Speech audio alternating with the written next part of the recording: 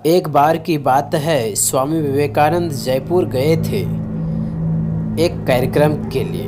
तो जयपुर में एक रियासत था, वहीं पे कार्यक्रम था, तो वहीं ठहरे थे। कुछ दिन कार्यक्रम चला। जब कार्यक्रम का समापन हो गया, उसके बाद स्वामी विवेकानंद का विदाई का समय आ गया। तो उस रियासत के दीवान ने एक विदाई समारोह रखा और बनारस से एक बेहद ही खूबसूरत वेश्या को बुलाया था। जैसे ही स्वामी विवेकानंद को यह पता चला कि दीवान साहब ने मेरे विदाई समारोह में एक वेश्या को बुलाया है, तो वह उस समारोह में जाने से मना कर देते हैं। इसके बाद जब इस बात की सूचना उस वेश्या को मिलती है तो बड़ा दुखी होती है। वह उस समारोह में दुखी मन से सूरदास की एक भजन बहुत ही दर्द भरे स्वर में गाने लगी। प्रभु जी मेरे अवगुण जीत हरो। इस भजन का अर्थ है कि हे प्रभु, मेरे अंदर जितने भी अवगुण अंधकार है उसे हरण कर लो। मुझे क्या पता क्या अच्छा है या क्या बुरा है, लेकिन हे प्रभु, हे सन्यासी, आपको तो पता है, आप तो मेरे बुराई को दूर कर अच्छाई का मार्ग बता सकते हैं। यदि आप ही मुझसे मुख मोड़ लेंगे तो मेरा क्या होगा। और वह वेश्या कहती है कि मैंने तो सुना हूँ कि पारस पत्थर और साधों में अंतर नहीं होता है। पारस पत्थर लोहा को सोना बना देती है, लेकिन वह भेदभाव नहीं करती कि यह पूजा के घर का लोहा है या फिर किसी कसाई के घर का लोहा है। वह पारस पत्थर कहीं के लोहे को स्पर्श करते हैं तो सोना बना देते हैं, लेकिन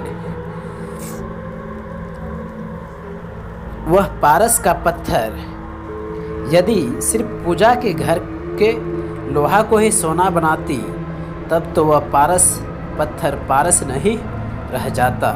फिर यह बात सुनकर वे कहते हैं कि स्वामी विवेकानंद उस समारोह में आ गए, तबे मन से सही, लेकिन उसे आना पड़ा। और मन ही मन यह सोचने लगा कि अब मैं शायद सच्चा सन्यासी नहीं था इससे पहले, लेकिन आज इस वेश्या ने मुझे सच्चा सन्यासी बना दिया।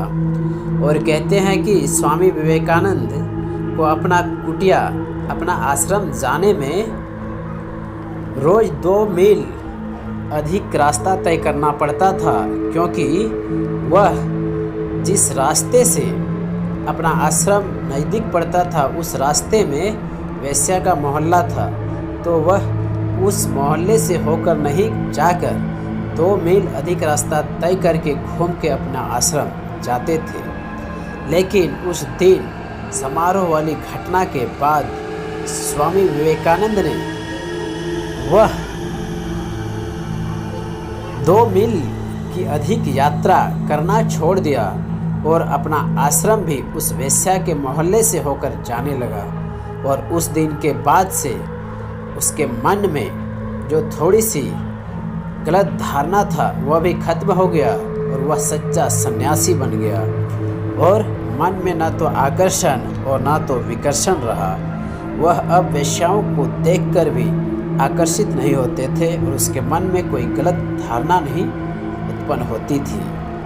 तो स्वामी विवेकानंद ही बता रहे थे एक बार कि उस समारोह में जो वेश्या आई थी उसी ने मेरी ज़िंदगी बदल दी और मुझे एक सच्चा सन्यासी बना दिया।